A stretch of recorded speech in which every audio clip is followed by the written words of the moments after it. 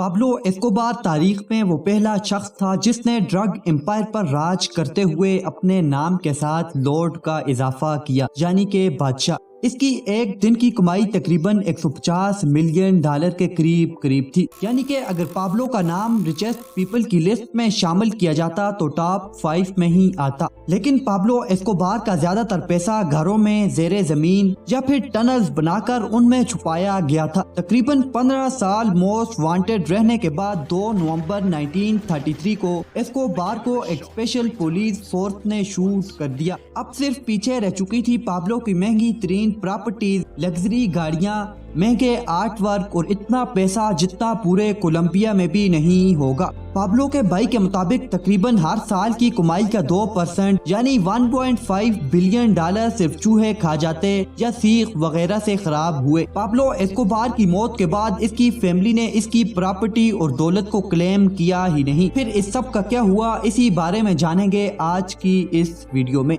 Drug king, who was for years one of the world's most wanted men, was gunned down today by Colombian police. Chaotic scenes at the funeral service for Pablo Escobar, drug trafficker, billionaire.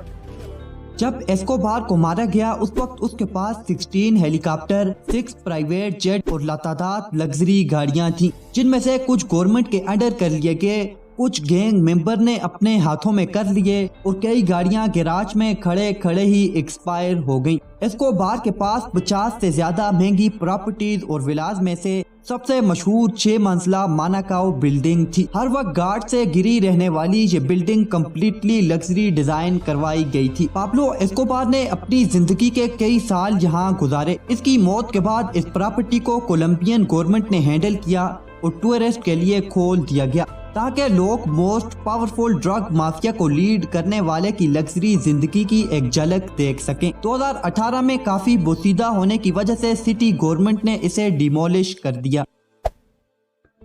ایک پورے آئی land پر پھیلی اس property سے ہی دنیا کی 80% drug supply کی جاتی تھی، جہاں بنائے گئے ایئرپورٹ پر ڈرگ سے بھرے ہوئے جہاز اترتے اور اڑتے تھے۔ رہنے کے لیے لگژری گھر، فٹ بال گراؤنڈ سے لے کر ہارس اسٹیبل تک موجود تھے اور یہیں سے پابلو نے ڈرگ ایکٹیویٹیز کو بھی ہینڈل کیا۔ پابلو اسکوبار کی موت کے بعد یہ جگہ بالکل ویران ہو گئی۔ دھوپ، بارش اور قدرت نے اسے بوسیدہ کرنا شروع کر دیا۔ کئی وزٹر یہاں پر پابلو کا چھپایا گیا پیسہ بھی ڈھونڈنے آتے رہے، جنہوں نے دیواروں اور چھتوں کا ستیہ ناش کیا۔ آج کل یہ کھنڈرات پینٹ بال کے میچز کھیلنے کے لیے استعمال کیے جاتے ہیں۔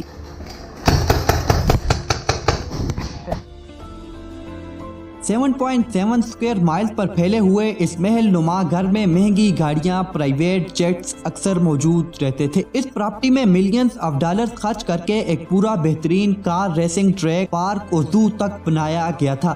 پابلو اسکوبار کی موت کے بعد 1993 میں ہی کولمبیا کی گورنمنٹ نے اسے فیملی فرینڈلی تھیم پارک میں تبدیل کر دیا۔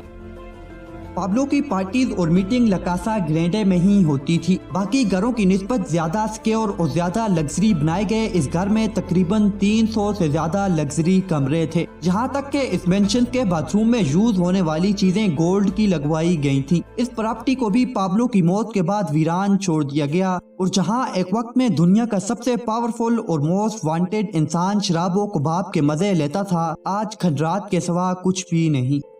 پابلو اسکوبار کی ایک انتہائی عجیب پراپرٹی اس کی خود کے لیے بنوائی گئی لگژری جیل تھی۔ جی ہاں، یہ جیل پابلو نے اپنے پاورز کو استعمال کر کے گورنمنٹ کے ساتھ مل کر خود بنوائی۔ باہر جانے کے علاوہ کوئی ایسی چیز تھی ہی نہیں جو اس پریزن میں موجود نہ ہو، یعنی کہ کیسینو گراؤنڈ، یہاں تک کہ اسکوبار کا آفس تک موجود تھا۔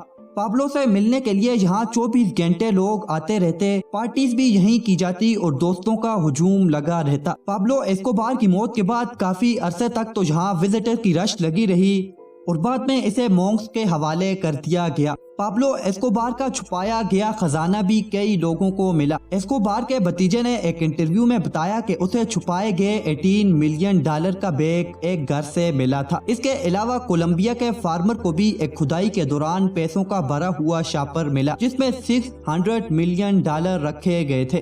لیکن ملنے والے پیسے کا زیادہ تر حصہ کولمبیا گورنمنٹ ہی لیتی رہی، کیونکہ یہ تمام پیسہ تھا ہی اللیگل۔ پابلو کی فیملی میں سے کوئی بھی دوبارہ ڈرگ اور کرائم کی دنیا میں داخل نہیں ہوا، بلکہ پابلو اسکوبار کا بیٹا تو اس وقت کولمبیا کا ایک مشہور موٹیویشنل اسپیکر ہے، جو کہ ڈرگ لارڈ پابلو پر ایک بک بھی لکھ چکا ہے، جس میں پابلو اسکوبار کے بیٹے نے اپنے والد کے تمام جرائم اور زندگی کی کافی باتوں سے پردہ اٹھایا۔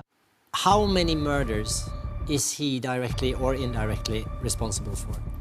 Well, there is not an official record of that, but I believe that it is almost about 3,000 people.